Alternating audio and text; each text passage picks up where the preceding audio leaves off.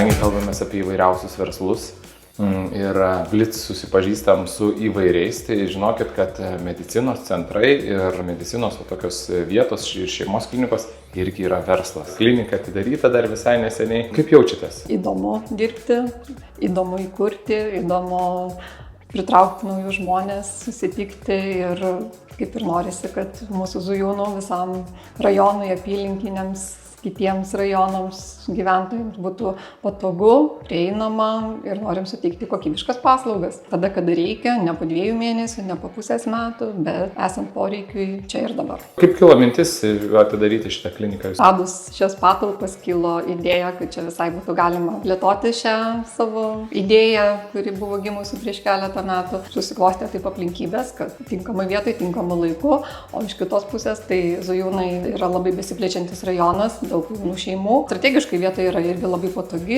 yra visą laiką mašinai, kur pasistatyti, jeigu ir atvažiuotų. Pasiekiama lengvai nuo aplinkelio, netoli nuo centro, žodžiu, kaip ir rajone, bet kaip ir Vilniaus mieste. Sinergija tarp galimybių ir poreikių. Pabandėm susėti viską į vieną mūsų išplėtotą tokią kliniką nedidelę. Kokie išskirtinumai, kokie kabinetai pas jūs yra?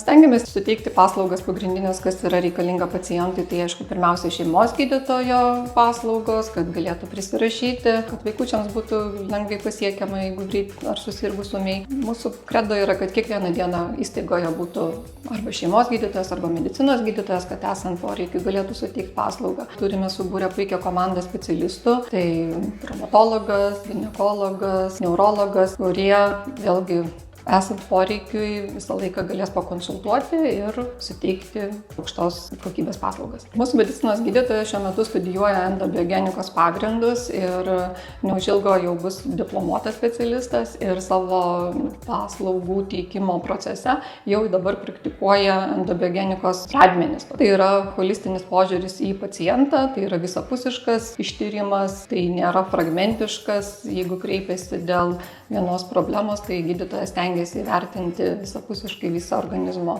būklę ir esant galimybei nustatyti kuo greičiau kitus dar tyrimus paskirti reikalingus diagnostinius ir galutinę diagnozę. Lietuvoje jau yra keletas įstaigų, kur praktikuoja šią praktiką, bet tai tikrai dar nėra paplitusi. Pasaulyje jinai jau yra pakankamai gerai žinoma, tai labai tikimės, kad ir Lietuvos žmonėms mes irgi galėsim suteikti naujos kokybės, naujos standarto paslaugą. Jinai yra šiek tiek kitokia dėl to, kad, sakykime, jeigu turite padidėjusių kraujospūdį, tai tiesiog jums rašo medikamentus, mažina kraujospūdį, bet nėra vertinama visapusiškai visa organizmo, sakykime, būklė, kitų organų sistemų veikla. Tai šiuo atveju endobiogenikos tai yra labai išsamiai surenkama anamnezė, gyvenimo būdas, giminystės, genetikos, visi faktoriai ir atlikus tam tikrus kraujo tyrimus ir daromi palyginimai, sinergijos ir tam tikrų rodiklių santykis netgi parodo patologiją tam tikrų organizmų būklę. Tai paslaugas gali gauti klientai jau dabar? Taip, klinika jau dirba pilnai. Ar ilgas įsikūrimo procesas buvo? Kiek truko čia viso šitų gražių patalpų įrengimas? Buvo kokių nors keblių momentų, su kuriais reikėjo susitvarkyti? Dirbo tikrai puikiai šauni komanda, visus kylančius galbūt klausimus, nesklandumus sprendėm kartu.